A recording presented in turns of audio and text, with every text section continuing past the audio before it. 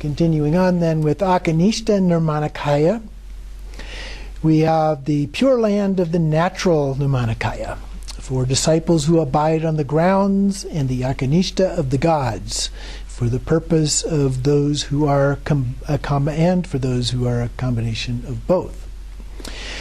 So that refers to above and below, which refers to kind of the six realms, those realms that are above us and those that are below us, if you will.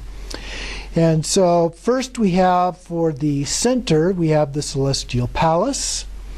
And then in the east we have Abhirati. In the south, Shrimat. In the west, Sukhavati. In the north, Karma Prasiddhi.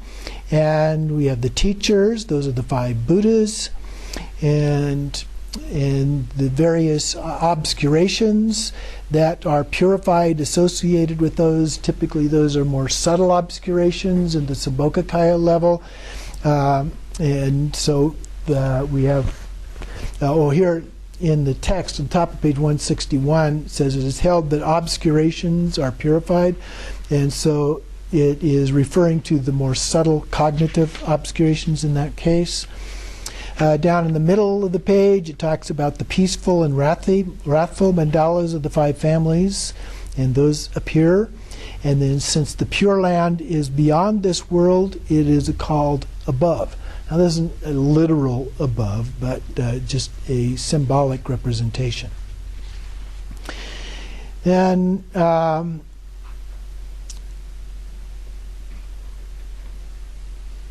on page 162, it makes mention here in the middle of the large paragraph there that this is not composed of coarse substance, but rather everything is pure light. So this all exists in the form of light. And then on the next page, it gives an explanation of this. It's actually helpful to read the last paragraph down there before you read the larger one, because what he's doing is dividing it into different classifications that are listed in that last paragraph, but they're not in the same order in the other one. And so look at that last paragraph on 163. There are 6 different meanings that can be subsumed within what precedes them. And so the genuine and awareness akanishtas are subsumed in the Dharmakaya, the symbolic in the Sambhogakaya, and the remaining 3 in the Nirmanakaya, the actual place of akanishta. And the secret and conceptual akanishtas are on the path of the Nirmanakaya. So there he gives the layout of the basic structure. So if we go back up to the quote here from the Visionary Commentary, at the top of that it talks about the genuine akanishta. So the genuine akanishta of the space of phenomena is the place where all Buddhas reside. So this is the Dharmakaya. And then immediately following, he says the symbolic akanishta of inseparable wisdom and phenomena appears in the shape and color of a celestial palace. But here he's talking about the Sambhogakaya. Okay?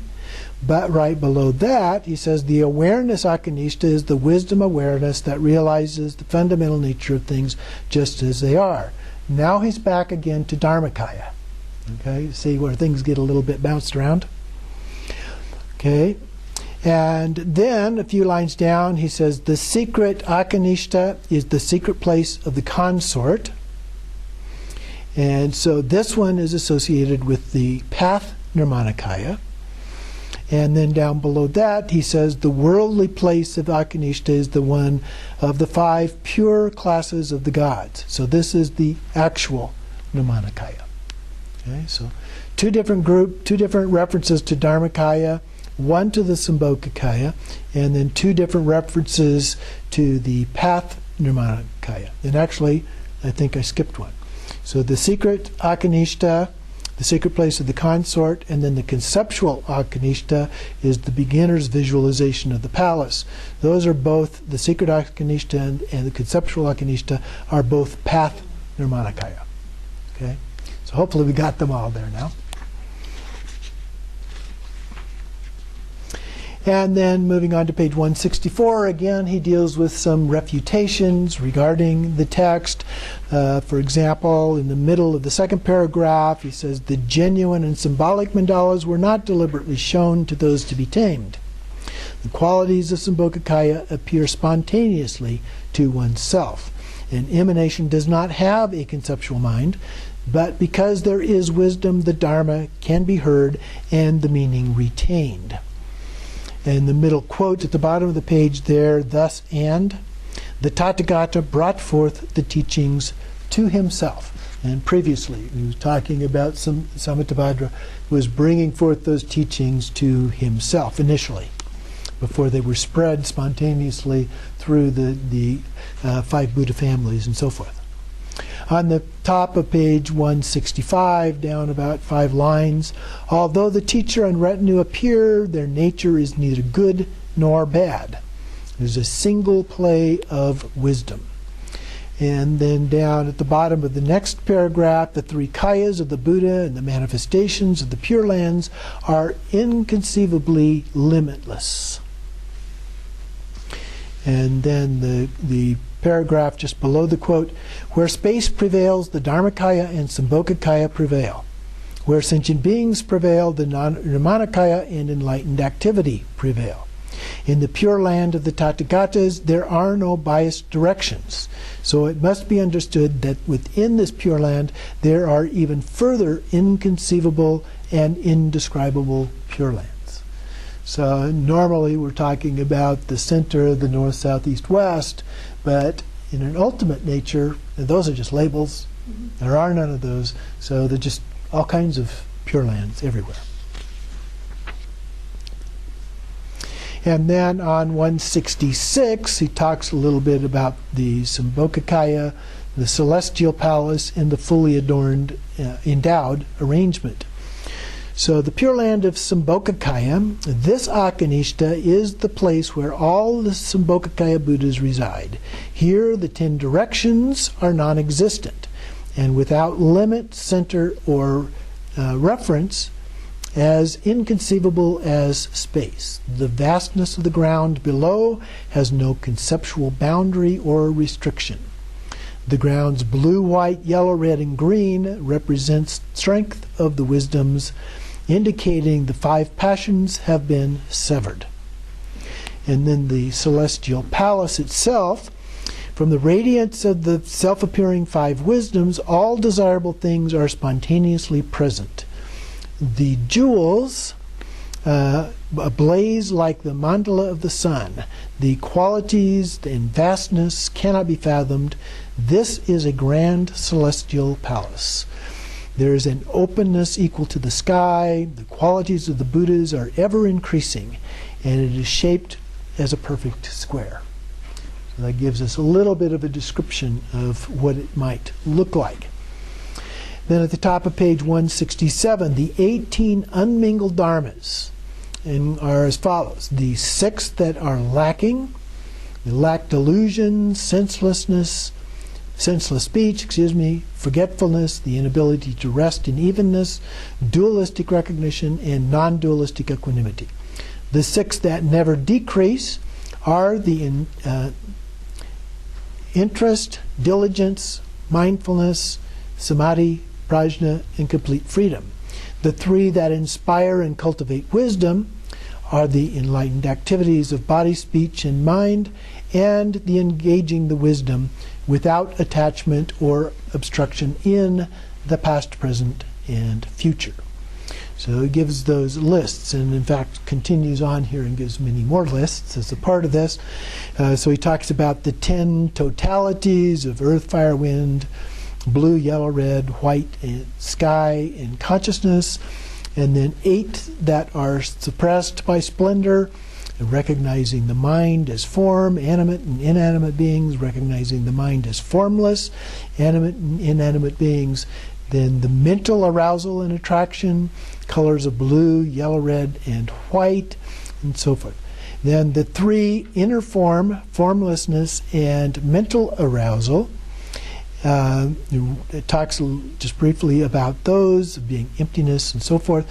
And the 4 genuine wisdoms, And these represented in the walls of the palace in the four directions, which are beautifully embossed with the precious jewels, crystal, gold, ruby, and emerald. And down at the bottom of 168, the walls of the four directions indicate that the fivefold wisdoms manifest from the five primordial wisdoms. The five layers of the walls indicate the nature of the five wisdoms, inside out as colors blue, green, red, yellow, and white. There is a spherical dome that symbolizes the wisdom of space of phenomena. There is an enlightened body, speech and mind, qualities and activities of the Buddhas, and those constitute the entire Vajra Mandala. There is the nature of that is undifferentiated. It's the single nature of great all-encompassing wisdom of the four times. And then even the colors of the celestial palace are wisdom that harmoniously appears as jeweled shapes and colors. From the main celestial palace, there are countless palaces in the four directions and center, each with their own vivid individual colors. Their shapes are square in the center, half moon in the east, etc. Colors white, yellow, and so forth. The specific distinctions of aspects are infinite. They surpass the qualities of the perceptions of hearers, solitary realizers, and bodhisattvas. The extent is unfathomable. So it's just totally beyond anything that we can rationally explain or imagine. So as we do the practice, and there are sections, we'll go over the practice here in a little bit, there are sections that talk about some of these things, and so we envision this, but it's beyond what we can actually envision. So we do the elements of that we can imagine, and that is all that we need to do. Then he talks a little bit about the fully endowed arrangement. And here he talks about the ornaments and thrones. So we're giving it some other characteristics, if you will.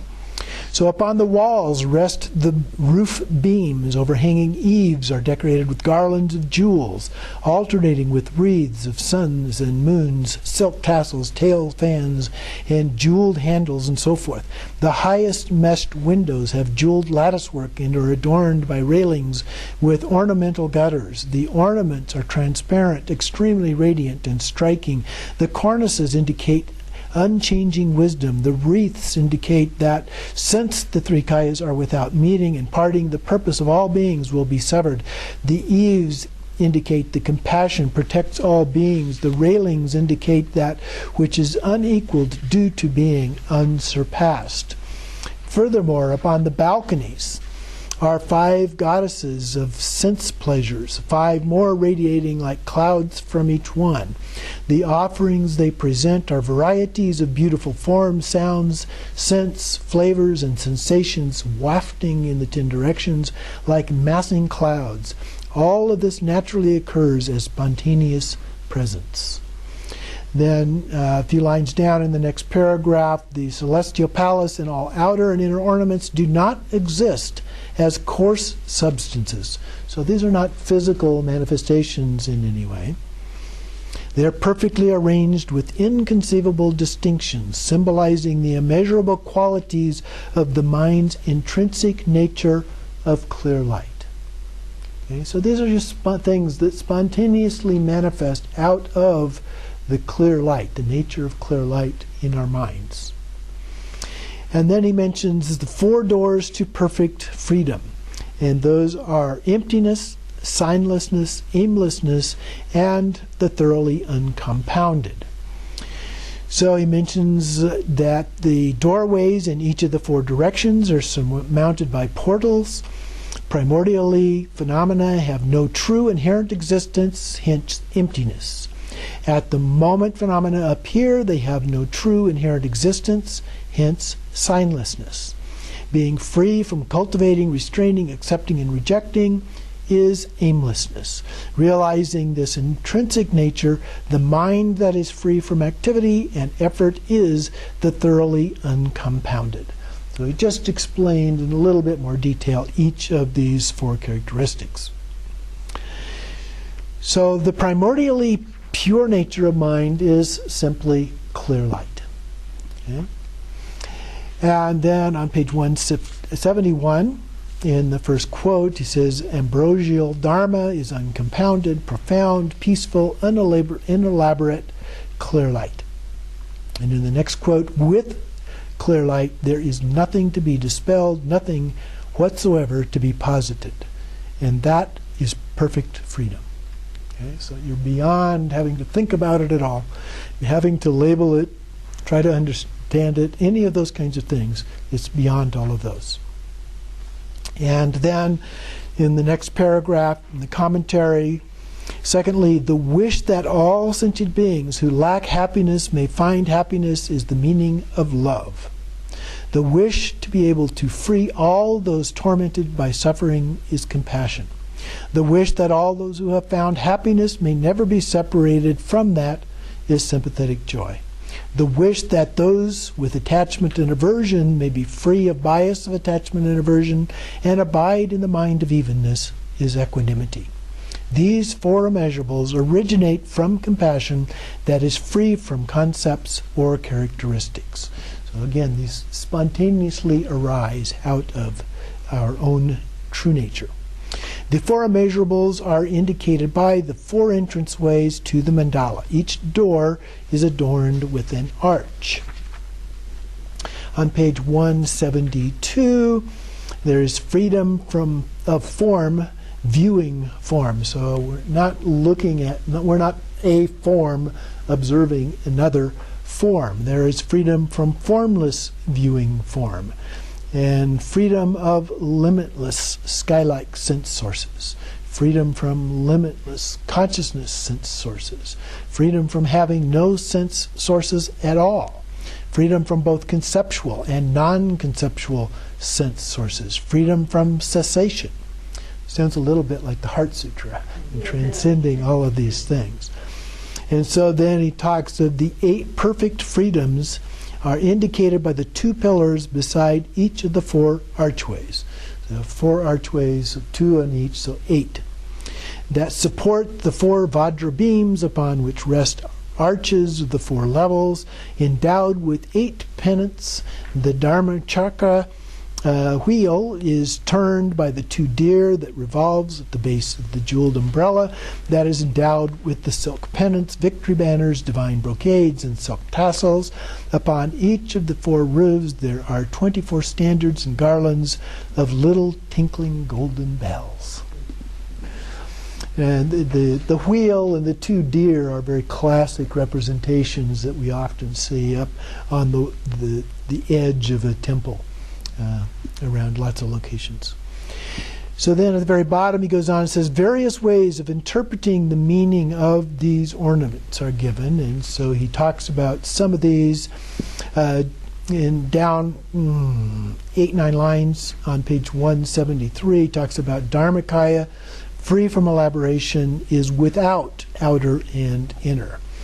And then a couple more lines, hence the palace, which is of the nature of perfect, pristine light of 5 wisdoms, arises from within the compassion of Tathagatas, and appearing as the external pure lands and internal principal deities and retinues, although appearing, this is without an independent existence, and never departs from Dharmakaya Samutabhadra. This is the inner nature itself. This is, that was the inner nature itself. And then next, he talks about the thrones. He indicates there are 4 states of fearlessness, not being intimidated by lesser vehicles, the central lion throne. So this is the one in the center. So we have the 5 Buddha families, remember. So I am awakened, all obstructions are abandoned. So that's the symbolism there. And then down at the very bottom, the 10 strengths of the awakened ones are symbolized by the elephant throne in the east. So here the 10 involve knowledge, whether to engage with objects or not, the fully ripened karma of sentient beings, concentration, samadhi, and complete freedom, all counted as 1.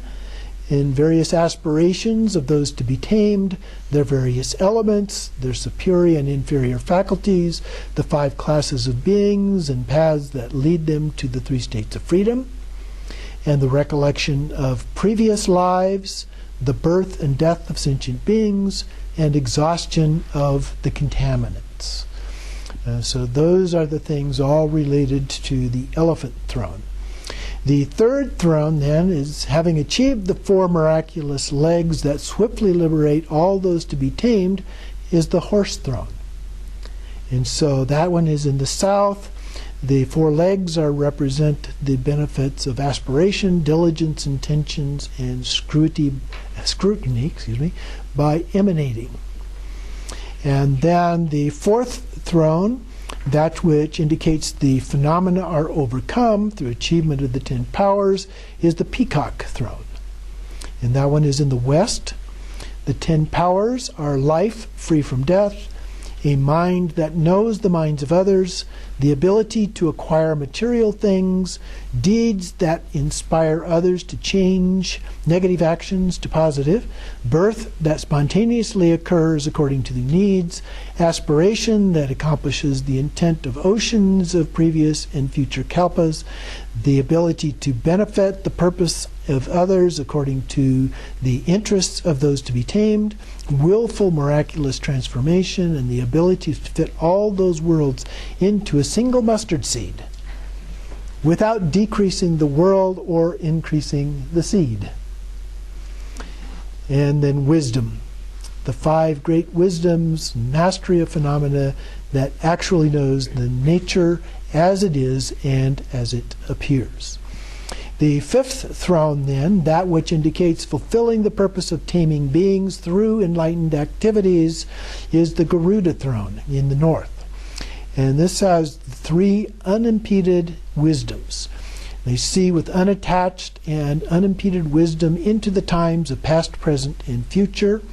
There are 4 states of knowledge: awareness that knows phenomena due to knowing the causes and results, words that reveal the meaning of phenomena through various expressions, speech that knows the languages of sentient beings such as gods and so forth, and 4th, confidence that is fearless when reaching the Dharma of the retinue.